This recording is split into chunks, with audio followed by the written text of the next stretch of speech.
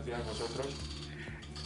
Como la seguida de la primera mesa, nada mejor que comprender un poco más cómo se hace en la práctica, en la realidad, toda esta parte de biomarcadores. O sea, hablemos un poco de la necesidad de educación, la necesidad de se crear infraestructuras y la necesidad también de se crear un poco más de información hacia la gente al respecto de conocer un poco más para que la gente se empiece a actuar de una manera conjunta, como un engranaje en una máquina, que es súper importante porque los distintos actores son necesarios para eso. Y entonces, en esa segunda mesa vamos a hablar un poco de qué pasa al día de hoy en España y un poco más por cuenta de José Borrás, comprender un poco más qué está pasando aquí en Cataluña, que es un ejemplo único en España, un ejemplo de liderazgo en la parte de novedades en medicina de precisión y pasar un poco más de la parte de traducir a acción el deseo de la gente que se pueda actuar a beneficio de los pacientes. Entonces, a oír un poco de la parte de los patólogos, cómo están los biomarcadores en España a día de hoy, cómo se hace el testeo de los biomarcadores, la parte un poco más de oncólogos, de las actividades que hace el gobierno para que eso se pase a una realidad a nivel nacional, e iniciativas, y de la parte de Cataluña, ¿qué es ese ejemplo y qué se puede salir de eso a nivel nacional? ¿Qué se aprendió con eso? Y sobre todo que podamos comprender un poco más de tiempo. Porque al fin y al cabo, como ya oímos, todo eso es un paso muy costoso a la sociedad y al sistema de salud. Y entonces necesita de tiempo para hacer las inversiones correctas para que se pueda producir un resultado que al fin y al cabo se va a beneficiar al paciente. Bueno, Javier, le paso la palabra un poco para hablar y vamos a hacer a un nivel de discusión. Entonces, por eso, vamos a hacer algunas preguntas entre nosotros y abrir a vosotros también la oportunidad de hacer más preguntas para que podamos interactuar de una manera más fluida.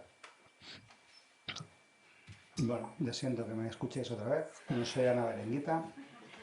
Y yo creo que en esto de los biomarcadores hay que poner un poco de contexto en la situación, hasta dónde hemos llegado, pero de dónde venimos. En el tiempo real, es decir, en la pragmática, en los laboratorios, el inicio de los biomarcadores del testado ha sido fundamentalmente también sufragado, digámoslo así, por parte de la industria farmacéutica. Es decir, la industria farmacéutica ha ayudado a que estos biomarcadores lleguen, digamos, a los laboratorios. Los ha dotado de tecnología, los ha dotado de una serie de herramientas y ha creado una serie de circuitos, ¿no? Y de, digamos, programas, ¿no?, de acceso a estos biomarcadores y fundamentalmente centrados en cáncer de colon, en cáncer de pulmón, ¿no? Y eso empezó pues probablemente en 2008. Recuerdo cuando fueron los primeros que testábamos el RAS en cáncer colorectal y el EGFR en cáncer de pulmón, ¿no? Había una serie de centros que llamaban, la industria llamaba referencia, que luego eso creó mucha polémica, porque claro, un centro de referencia lo tiene que hacer el gobierno, tiene que hacer o la comunidad autónoma, el que sea competente es el que designa un centro de referencia. Nos cambiamos el nombre, dijimos, llamamos centro de excelencia, es decir, algo que fuera también semántico, pero que tuviera el conocimiento para poderlo hacer. Y eso ha sido durante mucho tiempo. Y a partir de ahí, una vez que había los 5 o 6 centros de referencia en toda España que hacían estas determinaciones, aquello fue, digamos, emanando o bajando como si fuera el agua hasta llegar a un testing que llamamos local. Es decir, muchos de los laboratorios adquirieron esa tecnología para hacer estos biomarcadores en los pacientes y no tener que derivarlos fuera, ¿no? Y eso ha pasado en la historia del 2008, pues digamos hasta el 2015-2016, donde ya gran parte de los laboratorios lo hacían de manera in-house, ¿no? Y a partir de ahí vienen las nuevas tecnologías. Las nuevas tecnologías vuelve otra vez al redil, es decir, las nuevas tecnologías las puede tener todo el mundo. Bueno, es un debate que podríamos abrir. La idea es las nuevas tecnologías, a lo mejor hay pocos centros que las pueden hacer, vuelven a tener unos centros de referencia y a partir de ahí, con el tiempo, probablemente eso se adquiera en los laboratorios. Y es un modelo clásico de incorporación de biomarcadores. Y en estos, durante muchísimo tiempo, lo que hemos reclamado desde laboratorios de oncología, patología y todos los profesionales eran a nuestros queridos gestores que por favor regularan esto, ¿no? Que no podía ser que los biomarcadores dependían de que la casa comercial o la farmacéutica X sufragara esto. Y os pongo un ejemplo. En Perú, una empresa farmacéutica suministraba y facilitaba el testing de EGFR en cáncer de pulmón. Y la empresa decidió que no era estratégicamente correcto, que llevaban tiempo y que no les salía rentable, cerraron el grifo y desde entonces Perú se quedó sin hacer EGFR en cáncer de pulmón, porque el gobierno no había puesto los recursos suficientes para hacerlo. Y bueno, como no somos Perú, afortunadamente, en este aspecto de biomarcadores, pues aquí ha habido una serie de iniciativas, bombo y platillo, SEAP, SEOM, yendo al ministerio, yendo a las comunidades, diciendo, señores, pongan los biomarcadores. Y aquí entonces la punta de lanza probablemente, y aquí el doctor Borrás nos lo contará con mucho más ejemplo porque es juez y parte, es decir, él estaba también y está dentro de esta iniciativa, ha sido decirle, oiga, vamos a poner un poco de orden en esto. ¿Qué biomarcadores son necesarios? ¿Cómo se van a meter? ¿Y quién los va a financiar? Y a partir de ahí, ese es el debate. Y entonces probablemente esto mueva la rueda para que otras comunidades, de una manera semejante o no, cada uno que decida cómo, pero desde luego esos biomarcadores no pueden ir de la mano de una industria farmacéutica. Y para acabar, ¿por qué no? También porque nosotros, como pacientes, nuestros oncólogos, nuestros gestores, no tienen esa información. Cuando externalizas algo, pierdes la información y sin información, ha quedado patente en la primera mesa, no somos nadie, no tenemos nada. No podemos hacer que una industria farmacéutica haga los test, se generen los datos, cree los datos y además genera las moléculas. Hombre, se llama alimentar, ¿vale? El fuego con gasolina, ¿no? Entonces vamos a decir que realmente tengamos el conocimiento en los centros de conocimiento y a partir de ahí lo apliquemos. Bueno, buenas tardes. Yo os voy a dar mi visión como oncóloga. Em, Cuando yo me dedico al cáncer de pulmón y cuando llegaron los primeros fármacos, que por ejemplo Javier ha hablado de que era un inhibidor de GFR, para que os deis cuenta de la importancia de este biomarcador, era para un fármaco que se utilizaba para todos los pacientes. Imaginaros el coste que suponía. Entonces se vio que era un subgrupo de pacientes que tenía una alteración molecular, que eran los que más se beneficiaba, y entonces se restringió la aprobación para este grupo, es decir, el fármaco se volvió mucho más coste efectivo. Pero el problema es que solo se reguló la indicación, nadie se preocupó de cómo se hacía este test, en qué condiciones se hacía, si había algún control de calidad detrás, y eso realmente era un problema. En mi hospital no se hacía. Inicialmente mandábamos las muestras a otro centro, con lo que quiere decir que tardábamos mucho tiempo en tener el resultado, el paciente potencial esperándose para poder recibir este tratamiento. Y poco a poco, pues gracias a la industria farmacéutica, empezamos a hacer este test en mi centro, con lo cual esto aceleró poder tener más autonomía y más rápido los resultados. Con el tiempo vinieron otros biomarcadores, tuvimos que hablar con otra farma para que esta farma nos proporcionara ese biomarcador y pasamos a la técnica que decimos del single gene y vamos haciendo gen por gen, con lo que significa de recursos de material tumoral, que sabéis que es escaso, recursos de material económico y de personas. Entonces, hay trabajos que ya han demostrado que hacer unas técnicas de secuenciación masiva, como comentaba antes Javier, de la NGS, es coste efectivo y es lo que hemos ido aplicando en muchos centros. Pero esto que os explico y que en mi caso pues es un éxito que hemos podido tener, pues a nivel de España hay mucha inequidad. Yo durante unos años estuve en la Junta de la SEOM y el presidente que había entonces, que es Álvaro Rodríguez Lescure, se preocupó mucho por el tema de los biomarcadores a nivel de España y llevan muchos años hablando, ¿no?, con el Ministerio de Sanidad para que se incluyan en la cartera de servicios, ni que sean los mínimos, porque muchos fármacos están aprobados por una alteración molecular, que esta alteración molecular nadie se ha preocupado de cómo se determina. Esto es como a nivel europeo, que se hacen muchas reuniones de biomarcadores. Uno puso un ejemplo se están promocionando mucho los coches eléctricos, es como si nadie se preocupa de poner enchufes para estos coches, pues sería el mismo símil con los biomarcadores. Entonces, en España se hizo una encuesta a nivel de todos los hospitales y lo que se vio es que hay una muy importante desajuste y inequidad, no solo entre comunidades autónomas, sino también a nivel de los hospitales. Los hospitales grandes tenían más acceso a biomarcadores, los hospitales pequeños, pues la mayoría no tenían o solo tenían single gene, y lo que tenían que hacer es externalizar estas muestras, con lo cual el tiempo de resultado de estos biomarcadores era muy elevado y en muchos casos pues se perdía la calidad, se perdía la muestra y también en muchos casos pues no había la determinación de todos los biomarcadores mínimamente necesarios para estos pacientes, con lo cual es una urgencia que esto pues todos los hospitales lo puedan disponer tanto en Cataluña como en el resto de comunidades autónomas. Bueno, entonces un poco para terminar el ciclo, sí que empezaría explicando un poco la experiencia que hemos desarrollado aquí, ¿no? Desde la administración sanitaria, realmente yo creo que aquí hace, si no recuerdo mal, el 2015 ya fuimos receptivos a esta necesidad por varios motivos, ¿no? De los que han comentado tanto Javier como Marga. Un primer motivo es que realmente hay un problema de calidad en todas estas cosas. Quiero decir, estas cosas se tiene que saber cómo se hacen, se tiene que garantizar que se hacen bien, ¿no? Y esto se tiene que ser capaz de seguir, ¿no? Desde el punto de vista de la administración. Y en realidad de poco sirve pensar que vamos a desarrollar o vamos a aplicar un fármaco, como ha comentado Marga, si no somos capaces del test de diagnóstico o test de biomarcador que va acompañando a ese fármaco, pues se realiza dentro también del sistema sanitario público, ¿no?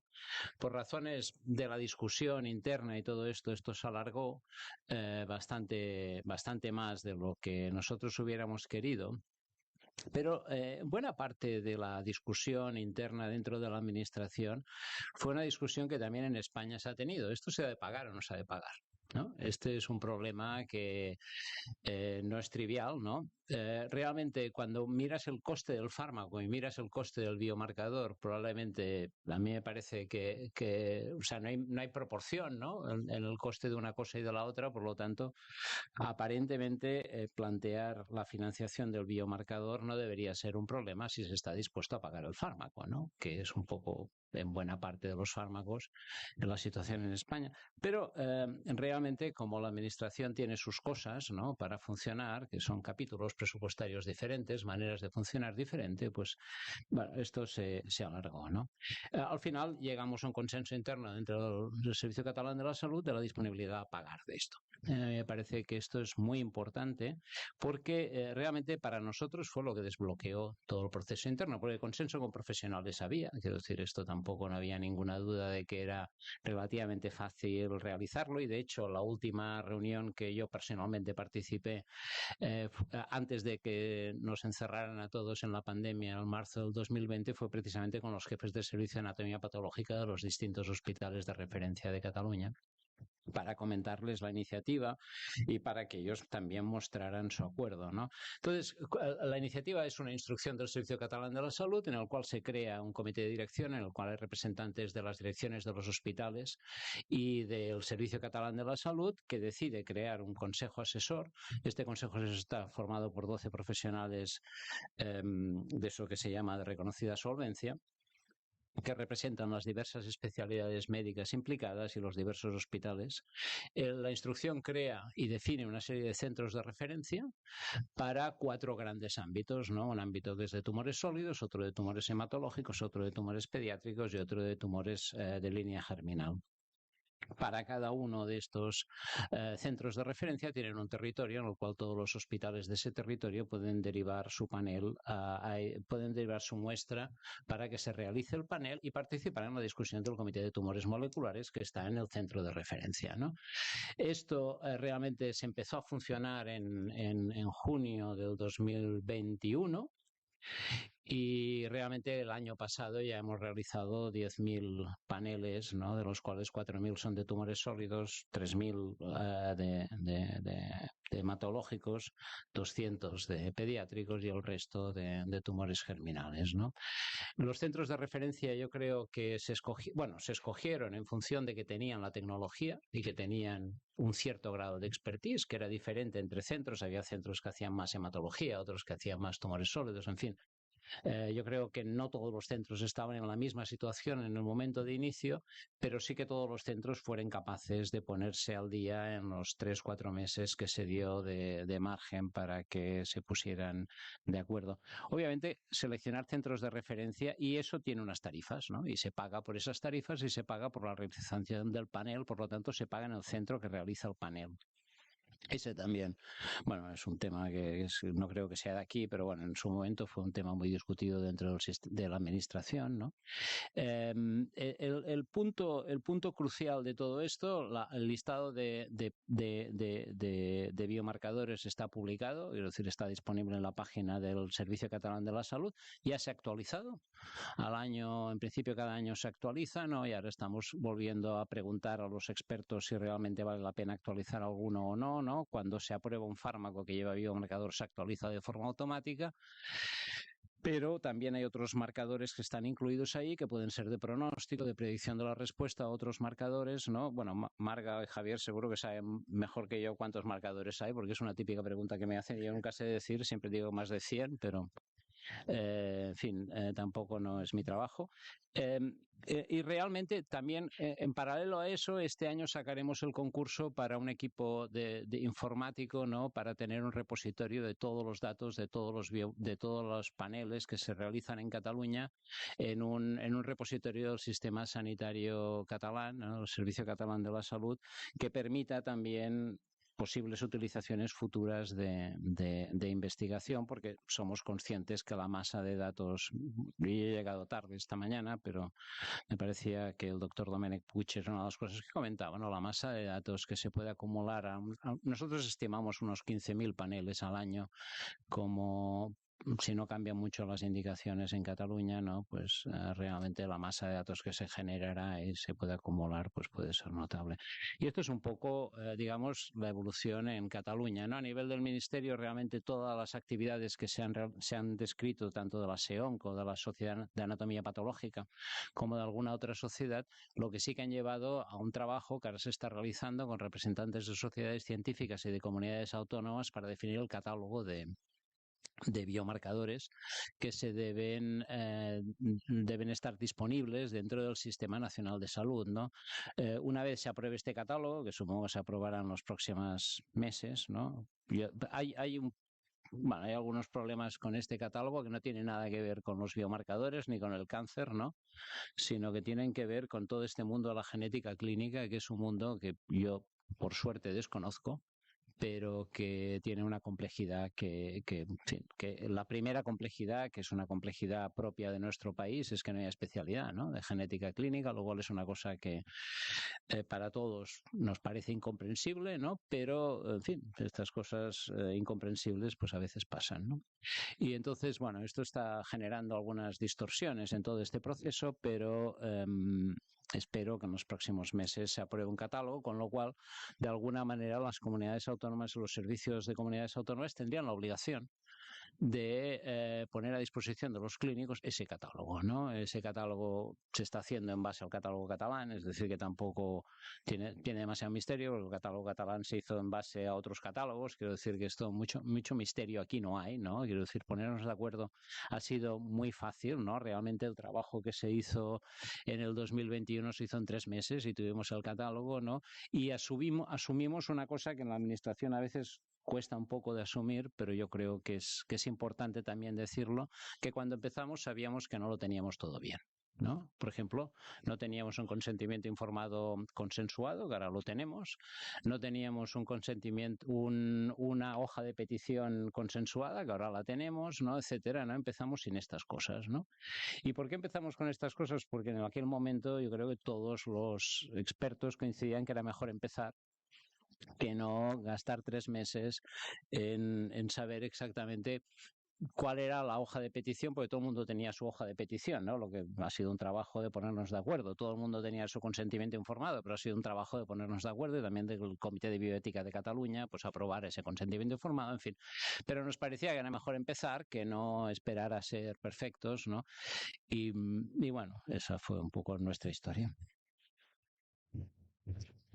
Perfecto. Ahora que tenemos un poco la visión general y hablamos mucho, o sea, de acceso a biomarcadores y, o sea, al empiezo creemos que la salud tiene que tener un acceso universal. Y creo que ya oímos bastante que, o sea, no lo es. Entonces, en la realidad, de pronto, paciente que está aquí en Barcelona no va a tener la misma oportunidad que un paciente en Madrid o un paciente en Málaga o mismo en centros menores como Pontevedra o Ciudad Real.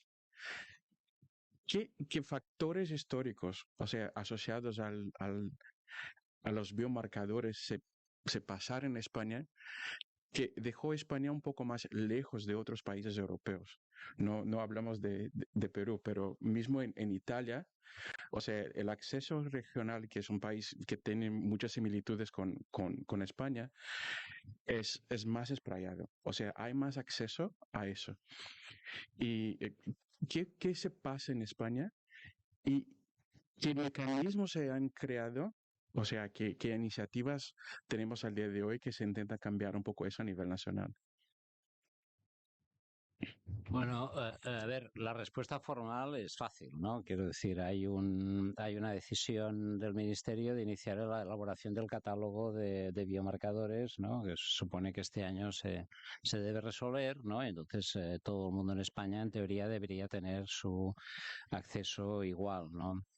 Otra cosa es que realmente, bueno, de la teoría a la práctica, pues hay un trecho, ¿no? Entonces, llevarlo a cabo, pues no va a ser trivial, ¿no? Y realmente hay también desigualdades de alguna manera en la formación, en la experiencia, en el conocimiento. Yo qué sé, cuando nosotros empezamos con esta historia, una de las cosas que se miraba era esto que comentaba antes Marga o Javier, ¿no? De las referencias, los centros de referencia desde el punto de vista de la industria farmacéutica. Bueno, esos centros son unos, ¿no? Pero no son otros, ¿no? Entonces, también hay en este sentido desigualdades de acceso, ¿no? A mí sí que me gustaría comentar una cosa que antes también se ha dicho y que me parece que es muy importante, ¿no? Realmente nosotros todos los biomarcadores que hemos puesto ahí realmente son biomarcadores con los que se puede hacer algo en términos de un fármaco aprobado, un tratamiento, una respuesta terapéutica. O sea, realmente para nosotros los biomarcadores, el criterio que deberían cumplir es que fueran esto que dicen los oncólogos, que yo cada vez que lo digo me encuentro raro, ¿no? Que es que sea accionable, ¿no? Realmente el punto es ese. El punto es ese, ¿no? Nosotros lo que sí que hemos aceptado, y lo hemos discutido mucho con la Agencia Catalana de Evaluación de Tecnologías, es que el grado de evidencia para esto no puede ser el grado de evidencia para decidir si un fármaco se aprueba o no se aprueba, ¿no? Pero que es un tema que no es trivial, ¿no? Porque llevamos 30 años con un discurso de medicina basada en la evidencia que nos lleva a una gradación de la evidencia, con lo cual la gran mayoría de marcadores terminarían con una frase, si fueran evaluados por una agencia de calidad de evaluación de tecnologías, que la podemos decir ya, ¿no? Terminarían diciendo que hace falta más investigación, ¿no? Y todas estas cosas. Entonces, a mí me parece que esto también es importante, pero que el que esté basado en el consenso no quiere decir que no tengan que ser biomarcadores que no sean biomarcadores de investigación, ¿no? Sino que son esa pared es muy fina, ¿no? Y debemos asumir que es muy fina y que es muy lábil y que además puede cambiar de año en año, ¿no? Lo cual para la administración sanitaria no es fácil, ¿no? Porque para la administración sanitaria, digamos, publicar para nosotros, digamos, pues lo hacemos un poco familiar, ¿no? Al fin y al cabo, lo único que hacemos es publicar una cosa en la página web del CatSalut. O sea que tampoco no de esto, pero si esto eventualmente tuviera que ser una decisión del interterritorial, pues bueno, tiene más un proceso administrativo un poquito más complejo. Yo creo que también como los biomarcadores aquí en España no son companion test, ¿no? O sea, en Estados Unidos sí que cada fármaco va con su biomarcador. Esto las fichas técnicas lo dejan muy abierto. Entonces, yo creo que entre que no hay una obligatoriedad de un companion test y que es un tema que, en el caso, por ejemplo, de cáncer de pulmón, nos hemos preocupado mucho nosotros desde el principio, igual ha habido también como un descuido por parte nuestra y la administración, pues, como que no ha pensado que había una necesidad. Entonces, eso yo creo que se puede haber ido perpetuando, ¿no? También es mi opinión desde el punto de vista de lo que sería el cáncer de pulmón, ¿eh? No sé, Javier, tú como biólogo, ¿qué opinas? Yo, vamos, estoy de acuerdo con vosotros y de hecho eh, el por qué con Italia, que somos primos hermanos en el acceso a biomarcadores y en el histórico del 2008, participábamos juntos en los controles de calidad, éramos no primos, éramos calcaos, hacíamos lo mismo y financiaban los mismos, ¿vale? Con los mismos circuitos. Pasa que luego, bueno, nosotros es verdad que nos hemos retrasado un poco. eh, los europeos nos han relajado un poco esas fichas técnicas, ¿no? Del fármaco para que pudieran abrirse los paraguas a nuevas tecnologías y no el companion diagnostic. Y luego ha habido este impulso de la tecnología y la tecnología, cómo ha llegado esta secuenciación masiva que hemos dado algunas pinceladas, que ha venido para quedarse, eso todo el mundo lo tenemos claro, es aquel que puede hacer multitumor y multimarcador, cosa que es disruptivo frente a lo que había antes, que era una molécula, un gen, una alteración, un test. Otra molécula, otro test, otra molécula, otro test. Entonces, cuando ha llegado esta tecnología, hay que poner un marco de lectura y poner una serie de límites. Yo una de las cosas que ha comentado el doctor Borràs y que quería puntualizar y demás, y creo que es de aplaudir además, que esta instrucción que regula este marco en el cual estamos todos y en el cual todos nos sentimos más cómodos porque tenemos las reglas de juego, ¿no? Y entonces jugamos el partido todos juntos. Es un proyecto de lenguaje, es ambicioso. Es ambicioso porque podría haber sido cortoplacista. Es decir, cortoplacista es voy a mirar como ha dicho él, los 7 marcadores o los 8 marcadores que son impepinablemente necesarios para estos fármacos, que son los de hoy. Pero si tú lo que estás haciendo es generar una infraestructura para dotar de infraestructura de tecnología a los centros para que los pacientes, en este caso en Cataluña, pero donde sea, se puedan beneficiar de estos test, no seamos tan cortoplacistas, no lo pensemos de aquí para final de año.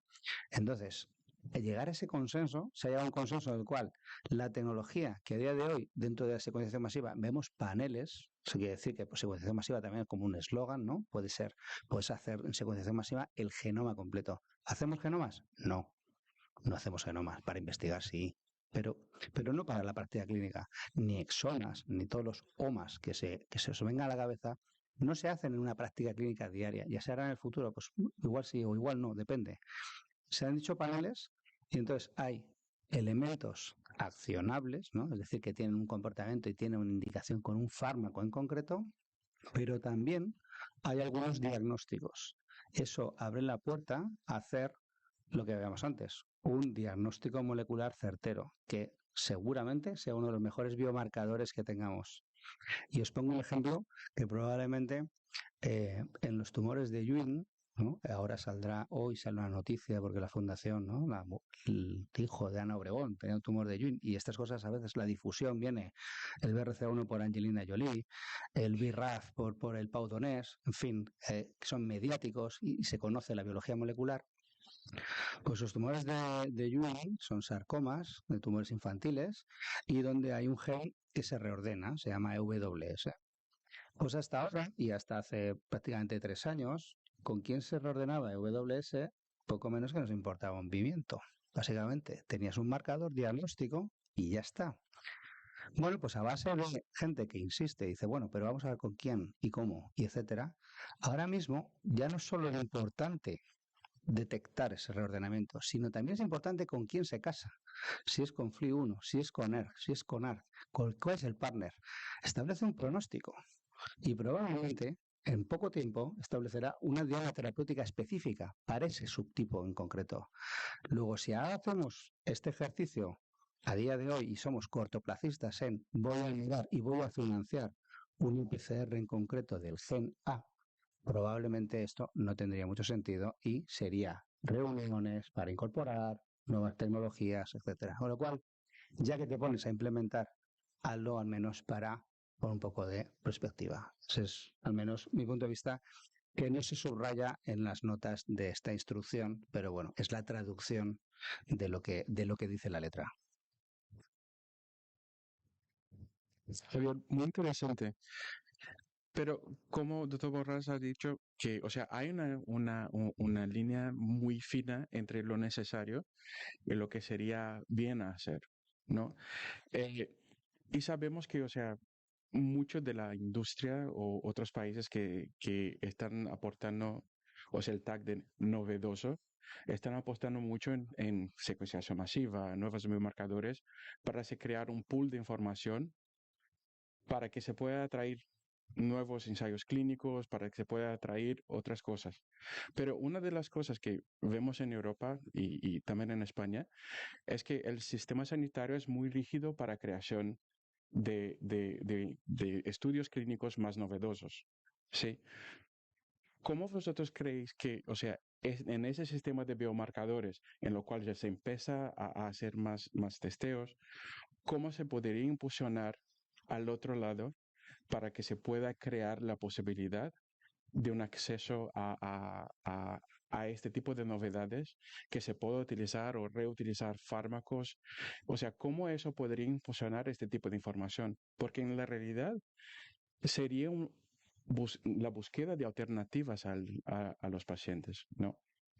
No sé, Margarita. Em, eh, es fundamental no quedarte solo con los biomarcadores para los cuales tenemos fármacos aprobados, porque desgraciadamente es un grupo pequeño de pacientes que van a tener estas alteraciones. Existen otras para las cuales hay tratamientos en desarrollo o tratamientos que todavía no están aprobados, pero que en un futuro lo estarán, y quizás hay algún ensayo clínico en otro centro, y son otras opciones que desgraciadamente tenemos que recurrir para poder dar acceso a estos fármacos a nuestros pacientes, con lo cual actualmente los paneles que utilizamos son paneles de secuenciación masiva que no solo incluyen los genes para los cuales tenemos tratamientos aprobados, también hay otros, y eso nos permite que en el caso de encontrar alguna de estas alteraciones, intentar, o si tú tienes un ensayo, o derivar al paciente a otro centro.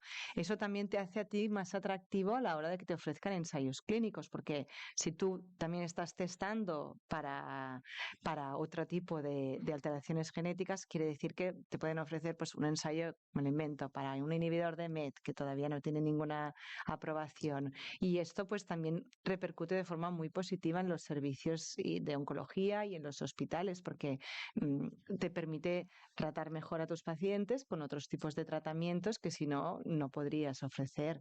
Entonces, yo creo que es como un win-win poder seguir mirando más allá de los biomarcadores aprobados. ¿Y cómo aprovechar de eso en los centros que son un poco menores? Porque creo que hay una formación muy bien con los tumor boards y hay una estructura en los grandes centros. Pero, o sea, como hablamos un poco de inequidad que existe en España en acceso, eso también crea una barrera hasta mismo de conocimiento. O sea, oímos siempre al hablar con laboratorios de patología menores que querían conocer un poco más de NGS. ¿Qué hacer con casos más específicos? Que son casos que de pronto por el volumen de pacientes en grandes centros son poco más habituales, pero la gente no los va a ver en los pequeños centros. ¿Qué podría crearse en España? ¿Qué tipo de estructuras podría tener para que sea más sencillo el acceso a la información? Porque no es solamente la educación, pero el acceso a la información un poco más accionable a ellos. Realmente el tema este de todos los desarrollos de la innovación tecnológica y médica y de investigación en oncología, claramente se está focalizando más en centros de un cierto volumen o centros de referencia, ¿no? Pensar que este tipo de innovación se puede hacer en centros pequeños, pues, en fin, no dudo que a nivel puntual pueda pasar, pero en general, incluso la Unión Europea en su plan de cáncer lo que establece es un criterio que dice que, bueno, que los centros centros, el 90% de los pacientes de cáncer tienen que ser tratados en el 2030 en lo que ellos dicen Comprehensive Cancer Centers, ¿no? Es decir, que realmente yo creo que el discurso de la especialización y de los centros de referencia, que se tiene que combinar obviamente con redes asistenciales para que los pacientes tengan acceso a lo que necesiten del centro de referencia, pero puedan seguir su tratamiento o su seguimiento en centros más cercanos a su domicilio, ¿no? ¿Cómo organizar eso? Bueno, la palabra formal sería decir redes asistenciales, ¿no? Esas redes asistenciales, desde nuestro punto de vista, tienen que ser formales, es decir, tienen que estar basadas en acuerdos entre centros y no solo entre acuerdos entre profesionales, ¿no? Eso me parece que es la manera de avanzar en esto, ¿no? Pero lo que sí que está claro es que se está definiendo, ¿no?, la importancia de la especialización y del grado de conocimiento. Cuando usted dice la información, yo creo que la información realmente circula, ¿no? Otra cosa es que el profesional tenga tiempo o bien que la necesite, que la tenga disponible cuando la necesita, ¿no? Porque, bueno, todos leemos para aprender, ¿no? Pero muchas veces lo importante es tener información cuando la necesitas, ¿no? Y eso es una cosa que yo creo que tendremos en fin, que avanzar en esto, ¿no? Pero me parece que yo creo que no debemos ocultar de que todos estos avances van para crear centros de referencia que realmente concentren de alguna manera la mayor parte de conocimiento y en torno a ello se creen redes asistenciales que interaccionen, ¿no? Pero que habrá centros de referencia. Quiero decir que en este negocio todos no somos iguales y esto es así. Quiero decir que no lo podemos vestir de una manera, lo podemos vestir de otra, pero yo creo que tiene que haber un cierto reconocimiento de que la especialización cuenta, que la experiencia cuenta, que el conocimiento cuenta y que el conocimiento se adquiere utilizándolo, no digamos leyendo el New England cada semana solo, ¿no? Sino... Sí. Yo, vamos, suscribo las palabras. Creo que en estas tecnologías que se están implementando y demás hay un factor de, más allá del conocimiento y demás, que sí, yo creo que la experiencia y el conocimiento es un grado y además se debe concentrar ahí porque ahí vendrá también la innovación. También hay una serie de tecnologías que, como ha dado Marga antes, si antes lo mandabas fuera y tardabas mucho tiempo, ese tiempo de respuesta es muy importante. En algunos casos es vital, porque se está tomando una decisión en base a este biomarcador. Y si llega tarde, pues le darán un tratamiento, el que sea, que probablemente no sea el óptimo. Y después hay una cuestión económica, es decir, sabemos que los que hacemos determinaciones, tenemos una serie de determinaciones con un precio, si realmente optimizamos esos recursos, pero si no, ese precio podría multiplicarse exponencialmente, no es el doble ni el triple, no, puede ser 10 o 20 veces más caro, con lo cual ese coste también habría que tener un manejo. Entonces, esa combinación también es importante. El cómo hacerlo para que sea integrador el conocimiento de la transferencia de información. Yo os pongo un ejemplo. El ejemplo es pragmático. Vamos, a nosotros los viernes a las 8, mañana en concreto a las 8 de la mañana, es el pragmatismo. Es decir, lo que hay que hacer es implicar a los profesionales que están haciendo esto. No externalizarlo en el sentido de voy a enviar, imaginemos aquí la doctora Mayer manda una muestra a un laboratorio y el laboratorio le llega esa información a ella, lo mete en la información y se lo queda a ella, no lo transmite, eso se llama pérdida de información, ¿no? Lo entendemos todos. Si viene desde la base de su laboratorio y hay un comité multidisciplinar, probablemente esa información se comparta, todos se enriquezcan y cada uno aporte lo que sepa.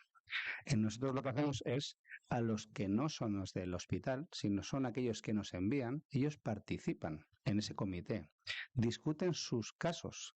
Nosotros somos una externalización del laboratorio, solo del laboratorio, y damos nuestro conocimiento en base a si hay ensayos clínicos, hay aprobaciones, hay evidencia científica, la aportamos.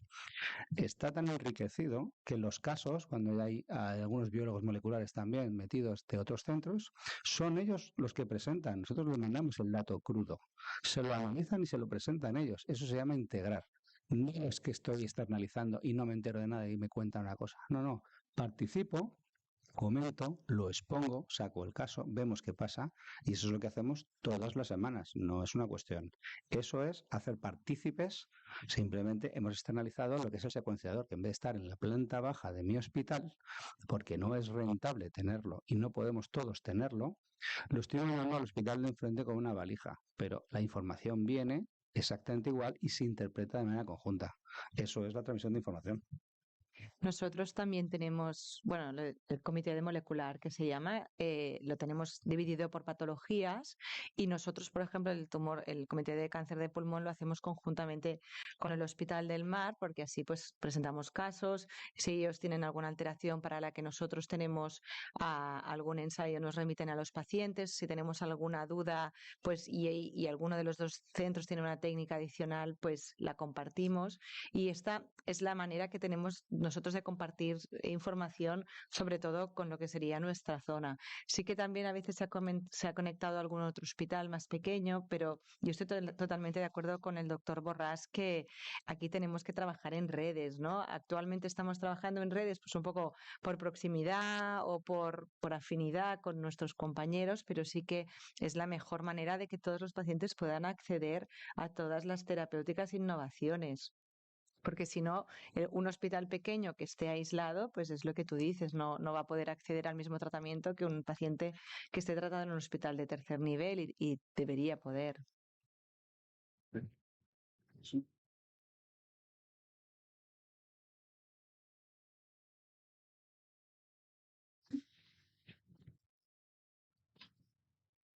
Hola, muy buenos días. Felicitar a los ponentes anteriores y los actuales. Me gustaría aportar un poco la experiencia personal de tratar de introducir la medicina de precisión en el sector privado. Hemos visto público, pero en el sector privado. Primero que bueno, yo he estado toda parte de mi vida en el sector público, docencia e investigación, y ahora pues estoy jubilado y me dedico a esto, al sector privado. Primer concepto que a veces cuando das una charla te dicen, te felicito, es la medicina del futuro. Pues no es la medicina del futuro, es la medicina que tenemos hoy. Es la medicina que tenemos hoy, en muchas ya figuran las guías terapéuticas oficiales, y lo que dicen las guías hay que cumplirlo. Por ejemplo, el campo que ha salido más, se ha comentado más sobre el cáncer, es obvio que los marcadores tienen que utilizarse, porque cuando nos dicen un fármaco que actúa contra un tumor que expresa el BEF o el CARRAS o lo que sea, tienes que saber si el tumor de tu paciente lo expresa, porque si no, no le podrás dar este fármaco. Por tanto, esto y figura ya en las guías terapéuticas. Este fármaco va para tal marca, los tumores que expresen tal marcador. Por tanto, esto ya no es el futuro, es que lo dice la guía terapéutica, hemos de cumplirlo. Y en el sector privado al menos algunos se cumplen, pero así. Bueno, el cáncer de pulmón, este año recuerdo, me parece que Estados Unidos, la FDA ha registrado 3 nuevos fármacos para los no microcíticos, pero los microcíticos pobres están abandonados de la mano de Dios, ¿no? Y por tanto, hoy lo que se hace es fármacos dirigidos. Todos los UMAPs, los que acaban en UMAP, AB antibody, quiere decir que es un anticuerpo contra un marcador que marca el desarrollo de la célula tumoral y lo bloquea. Y los INIPs, pues inhiben una reacción enzimática que corta la cadena del tumor. Por ejemplo, este año se han registrado nuevos, si mal no recuerdo, en FDA 3 UMAPs y 5 INIPs, o sea que es importante, ¿no? Pero luego está otro aspecto también, que está en las guías terapéuticas, que es la farmacogenómica. ¿Cómo vamos a nosotros, que este es el campo que me dedico yo, que es cómo vamos a reaccionar cada uno de nosotros al fármaco? El fármaco, forma esperada, la del ensayo clínico, la curva de tal, tanta dosis y tal. Pero, por nuestra genética, podemos que este fármaco nos produzca toxicidad o fallo terapéutico. Y esto es la farmacogenética. Y no es una intelequia. Actualmente, desde el año 17, está obligado que todas las guías terapéuticas oficiales figure la farmacogenética. Y en términos así de coloquio de bar diría, este fármaco mata al tumor, pero hemos de asegurarnos que no mate al paciente. O sea, perdonen un poco la vulgaridad, ¿no? Por lo tanto, hoy la farmacogenética está incluida en las guías terapéuticas FDA, EMA y ya la EMS, ya lo está introduciendo. Por tanto, lo que figura el marcador tumoral que figura en la guía terapéutica, en buena práctica clínica hay que cumplirlo. Y no se cumple. No saben, te dicen, no, esto es el futuro, ¿no? Y claro, y después te tienes que salir con un latinajo que te dicen, ignorancia iuris non excusat. Y bueno, ya así estamos. Es decir, mi experiencia, ya llevo unos 5 años predicando, porque antes daba conferencias, ahora predico, ¿no? En este sentido, ¿no? Pues predicando la farmacogenética concretamente y algunos marcadores de riesgo de enfermedades, etcétera, pues parece que hables del sexo de los ángeles. Es decir, y te dicen, bueno, pues esto es muy nuevo.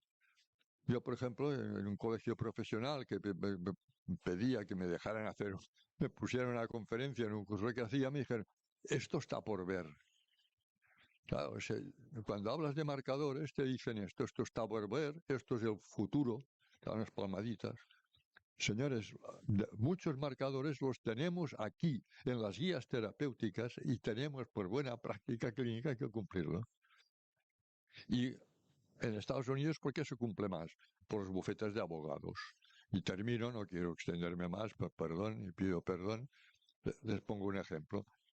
El tamoxifeno es un fármaco, como saben perfectamente, el más empleado para los cánceres de mama receptor positivo. Pero el tamoxifeno es un profármaco. Tal como los ingerimos, no tiene efecto. Es una enzima de nuestro hígado, el CYP2D6, que lo transforma en endoxifeno, que es el fármaco activo. Entonces, en la guía terapéutica de FDA te dice, los metabolizadores pobres, los que tienen los 2 alelos mutados y no tienen actividad. Yo, por ejemplo, tengo los 2 alelos mutados y no tengo actividad en el CYP2D6. Pues esta gente de endoxifeno tienen 5 nanogramos, mililitros. Los que tienen un mutado no, tienen 18. Los normales tienen 30 y pico. Y te dicen, por tanto, los intermedios de los no se les puede dar tamoxifeno porque los niveles de endoxifeno no serán terapéuticos. Y tienes a 10 años vista el 50% de recaídas. Bien, pues esto está en el folleto y aquí pues se receta tamoxifeno sin pedirlos y ni saber si toma un fármaco que inhibe el CYP2D6 y va a hacer que no se sintetice de endoxifeno. Bueno, pues estos nos estamos encontrando. ¿Y qué pasa en Estados Unidos? Pues hace años ya, mirando a Google y con eso termina, tamoxifen, sale no sé qué, lawyers, abogados, y yo creo, ¿qué es esto? Y sí, veo tamoxifen y me lo leo. Y era un bufete de abogados que anunciaba, if you have a breast cancer and the physician prescribes you a drug called tamoxifen, you will request the genetic test, tal, call us. Bueno, solamente gracias por dejarme intervenir, pero es que, repito, no es el futuro. En marcadores tumorales, en farmacogenética, en muchas cosas, está en la guía terapéutica. Por tanto, hay que cumplirlo. Y en la privada, pues parece que les hables, ya digo, de cosas celestiales, ¿no? Y con todo mi respeto para la medicina privada, que funciona muy bien y que es muy seria, pero en estos temas, pues, y claro, y viene el problema de cómo es medicina preventiva, las compañías aseguradoras privadas no lo cubren. Todos los marcadores y todo esto. Bueno, perdonen, pero quería aportar lo que te encuentras cuando eres de infantería, ¿no?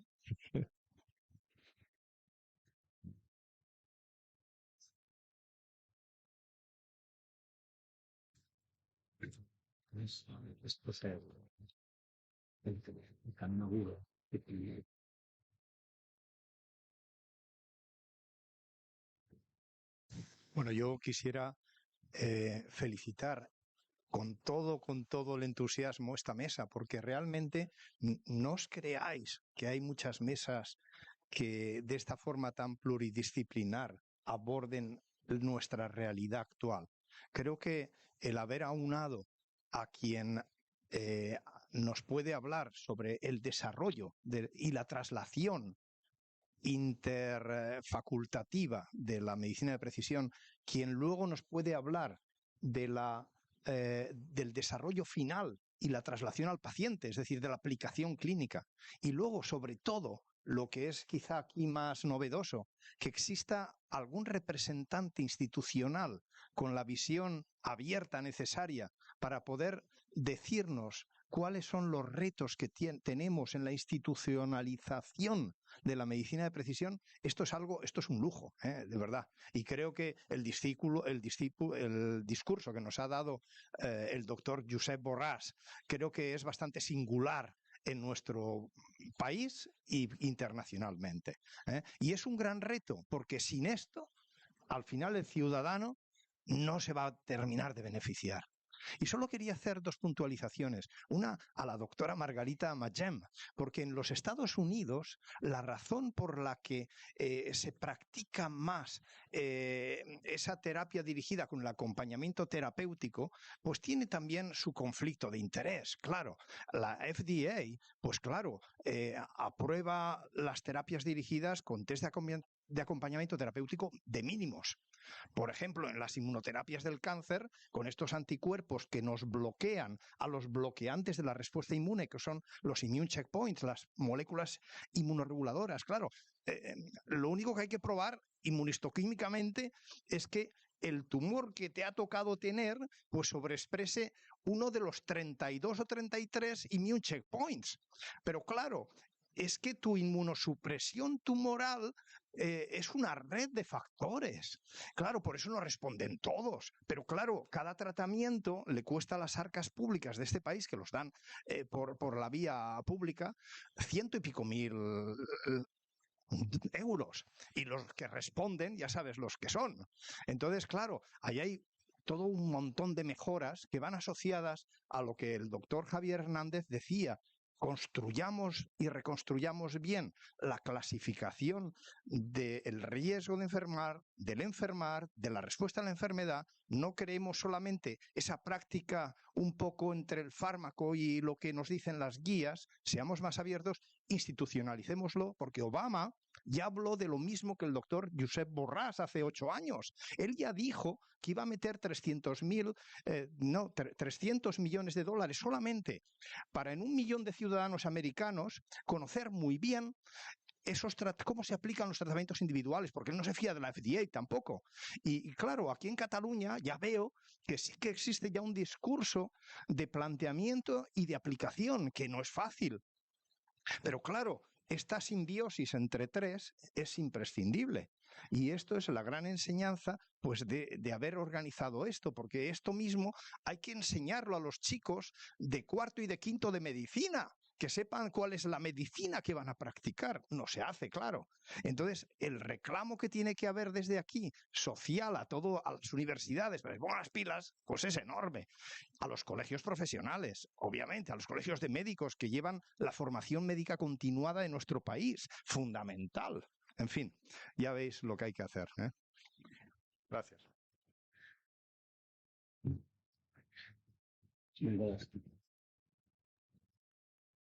Una pregunta muy concreta a la doctora Mayén. En su experiencia clínica, porque llevamos toda la mañana hablando de biomarcadores y su utilidad en la práctica clínica, mi pregunta es, ¿qué percibe del paciente? ¿Cómo es el paciente? ¿El paciente está informado? ¿El paciente ahora mismo tiene acceso a toda esta información? ¿Cómo ha ido cambiando? ¿Cómo prevé que va a cambiar? Un poquito cuál es su percepción, cuál es su sensación ahora mismo del paciente y su familia a la hora de abordar todo esto que estamos hablando toda esta mañana. Bueno, yo te hablo de mi experiencia, ¿eh? Hace muchos años, cuando se explicaba, ¿no?, que solo existía GFR, pues parecía que le estuvieras explicando una película de ciencia ficción, ¿no? Cogeremos el tumor, extraeremos el ADN, miraremos una alteración, firme aquí, que esto lo mandaremos a otro centro, tal. Ahora tú le explicas a un paciente, mira, usted tiene un cáncer de pulmón, primero podemos decir si es de célula grande, si es de célula pequeña, y si es de célula grande y es un subtipo no escamoso, tenemos que hacer todo un estudio de biomarcadores para seguir estudiando este tumor y ponerle lo que le decimos nombre y apellidos. O sea, es algo que vaya integrado dentro del diagnóstico del cáncer y los pacientes lo entienden a su manera, ¿no? Pues entienden que no nos podemos quedar solo con la visión de que hay unas células malignas, sino que se tiene que profundizar para poder dar el mejor tratamiento dirigido si existe y si no, pues descartarlo también. Pero sí que es algo que la mayoría de los pacientes ya va comprendiendo. A veces incluso tenemos que someter a los pacientes a una segunda biopsia, ¿no? Y les explicamos esto, que no hemos tenido suficiente material para estudiarlo correctamente y que tenemos que someterlos a una segunda biopsia, con lo cual también alarga el tiempo de diagnóstico, pero ellos entienden que este tiempo es en su favor para poderles dar la mejor terapéutica en función de lo que salga.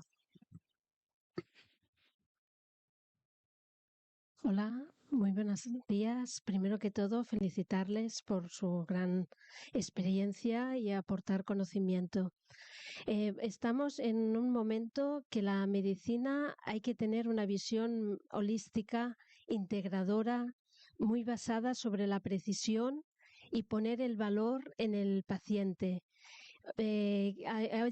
Había un momento quizás que había como muy distanciamiento, ¿no? Es como si esperas que el fármaco fuera a esperar a la enfermedad. La cultura. Antes usted, doctora Margarita, ha comentado lo de win to win, pero ¿y el loser? ¿Y el perdedor? ¿Quién es? ¿Quién ha sido? O sea, es todo quizás un momento de reflexionar, ¿no? En nuestro estado actual, nuestro estado real, hacia dónde queremos ir, cómo lo queremos dar a conocer. Por eso es tan importante poder entre todos compartir experiencias y conocimiento. Muchas gracias. Yo, en mi opinión, si no testamos los biomarcadores, el que pierde es el paciente, porque está perdiendo la oportunidad de recibir una terapia dirigida que le puede mejorar su supervivencia con mejor calidad de vida. Entonces, yo creo que es una obligación nuestra poder testar estos biomarcadores para nuestros pacientes. Pues yo creo, insisto además también, yo me dedico al laboratorio, pues de anatomía, dentro de anatomía, analizando las biopsias, la genética molecular y etcétera. Es muy lejos de los pacientes. Pero sí que algo que hacen los hospitales y las gerencias es poner en el centro está el paciente. Y de hecho hemos participado recientemente múltiples disciplinas de todos los sitios, donde hemos puesto al paciente en el centro, incluso desde la consulta de primaria, dónde se situaba, dónde se sentaba, cuánto tiempo esperaba, cuántos interlocutores tenía, qué información le daba. En una trazabilidad, un ejemplo de cáncer de pulmón, en detección precoz de cáncer de pulmón, un ejercicio que aquí está en menos de 30 días desde la sospecha hasta el diagnóstico, la intervención, y múltiples profesionales, ya te digo, algunos no vemos al paciente nunca y estamos ahí implicados viendo cada uno los timing, cómo va y sobre todo qué le damos al paciente, qué tipo de información. No es vaya a la línea roja y ya está, no, le van a hacer usted esta prueba, esa información, etcétera. Con lo cual yo creo que el centro y el motivo de aquí es que hay pacientes, si no, no tendría sentido. Javier y Margarita, ¿vosotros creéis que, o sea, en los últimos años, por acceso de información, por cuenta también un poco de doctor Google, la gente, o sea, los pacientes están un poco más informados, pero ¿cómo lo ven eso? ¿Cuáles son los puntos positivos y negativos de eso? Y cómo utilizar un poco la información para intentar que los pacientes caminen más o menos al lado de los oncólogos y patólogos. Mira, yo por mi experiencia, en el día a día realmente los pacientes no están muy informados, o sea, tienen más información que antes, pero no tienen una información, como tú dices, ¿no? Que se lo saben todo. Pero el otro día justo tuve un Zoom con una asociación de pacientes y había muchos pacientes era de cáncer de pulmón y había muchos pacientes con mutaciones de GFR, ALK y estaban súper empollados y creo que hasta demasiado porque es que me hacían unas preguntas que yo al final sudaba y todo, porque llega un momento que cuestionan mucho todo lo que les dicen sus médicos, ¿no? Porque claro, he leído en este estudio que me han hecho tal, no sé qué, ¿por qué no me han hecho esto? Entonces, yo creo que sí que es importante que los pacientes estén muy informados porque tienen que ser ellos empoderarse de su enfermedad, ¿no? Y participar de las decisiones. Lo que pasa que llega un momento que quizás el saber demasiado también puede ser hasta cierto punto contraproducente también en este punto, ¿no? Pero yo siempre les digo que cuanto más sepan y más puedan participar, mucho mejor.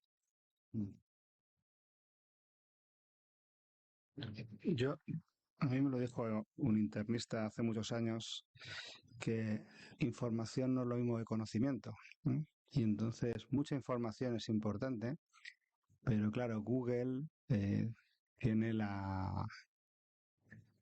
tiene la virtud de que los motores de búsqueda buscan aquello que es más popular de buscar. Entonces, cuando a uno le duele la espalda y pone me duele la espalda, el tumor sale en la página 1, en la interacción 5. Eso va a hacer que eso es información, sí, pero el conocimiento estará en qué base de datos, en qué fuente de información, no Google, qué fuente de información sale esa noticia, aparte de los bulos que están por ahí. Con lo cual, la información sí, que la gente sepa, el conocimiento está claro, y sobre todo, si va, ahí están los profesionales para preguntarle directamente, oye, he leído esto, ¿qué es lo mejor? Pues para eso, perfecto, y no hay que empezar desde el principio, ¿no? A contarlo. Si volvemos un poco al ejemplo de Cataluña o sea, de la red que se construyó para testar los biomarcadores, que es, bueno, que es algo muy novedoso y único en España. Yo creo que, o sea, 3 preguntas en ese sentido. Primero al doctor Borras, ¿qué eso significó de aporte a infraestructura? O sea, ¿qué impacto eso tuvo en el sistema? Y después de un año, ¿qué impacto se ve de pronto en beneficios o cosas que se pudiera haber aprendido con eso? Para ti, Javier, o sea, pensando en los patólogos, o sea, ¿qué impacto eso tuve para la interacción de la comunidad? Porque sobre todo, claro, hay centros que de pronto querían tener el testeo hecho por ellos, que no lo tienen. O sea, hubo esta parte, pero después de un año o más de un año, ¿cómo es la interacción con estos centros?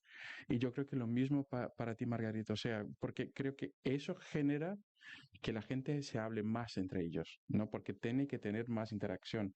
O sea, ¿qué se produce de positivo y negativo en este periodo? Hombre, para el sistema en su conjunto, para mí lo positivo es que hay un reconocimiento de esta necesidad, ¿no?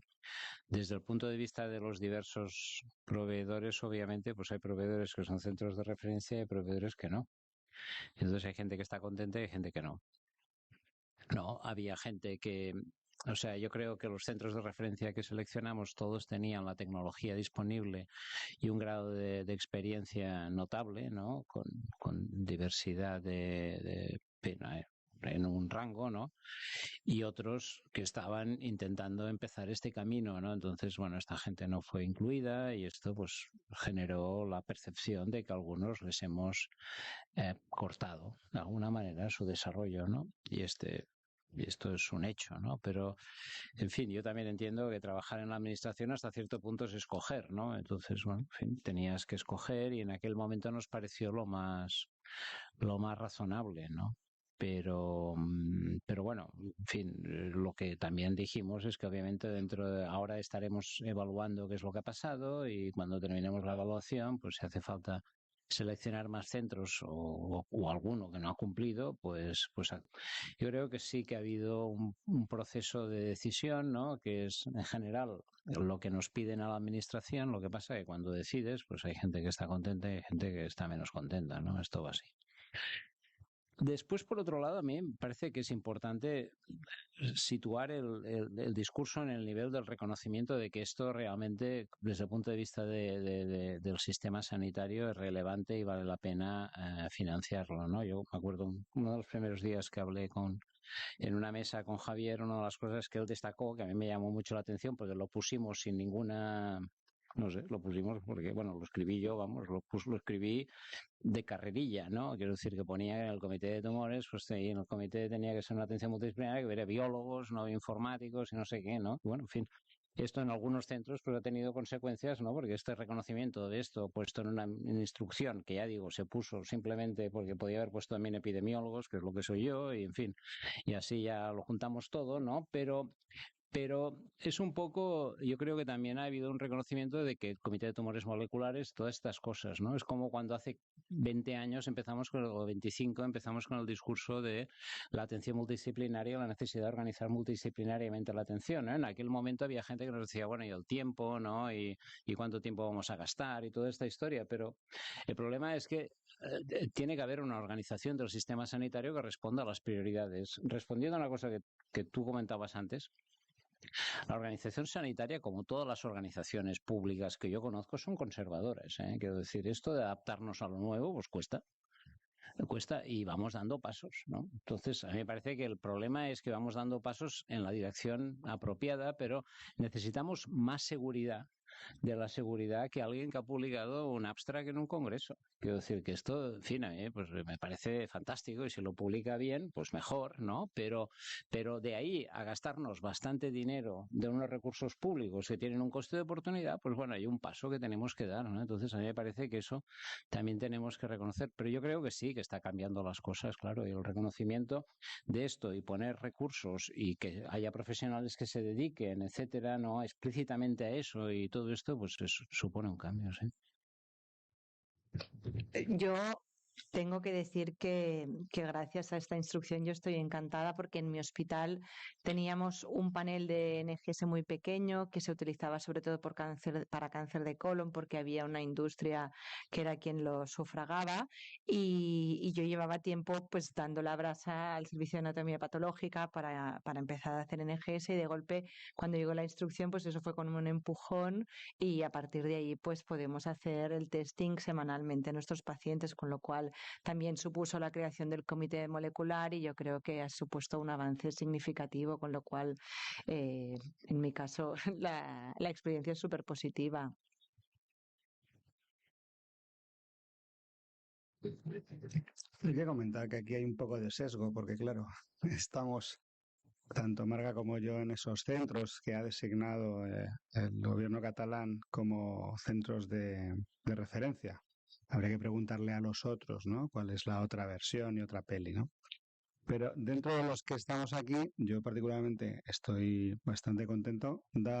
Ha dado un trabajo interesante porque te llegó una instrucción donde imagínense que ustedes en junio, ¿vale? Justo antes del verano, que es cuando mejor salen las cosas, le dice que tiene que montar, que le van a recibir muestras de diferentes centros a los cuales prácticamente no conoces de nada y que le vas a hacer las muestras y demás. Entonces montas circuitos y efectivamente, como dice el doctor Borrás, es que empezamos así, porque había que empezar. Ya lo vemos, es como yo hasta que mi piso no está amueblado con el cepillo de dientes encima de la encimera, no voy a vivir. Pues la cosa va mal. Vete a ver, te das cuenta que el cepillo igual no estaba ahí y que te interesa en otro lado. Pues esta es un poco la experiencia. Un año más tarde habrá que ver si realmente...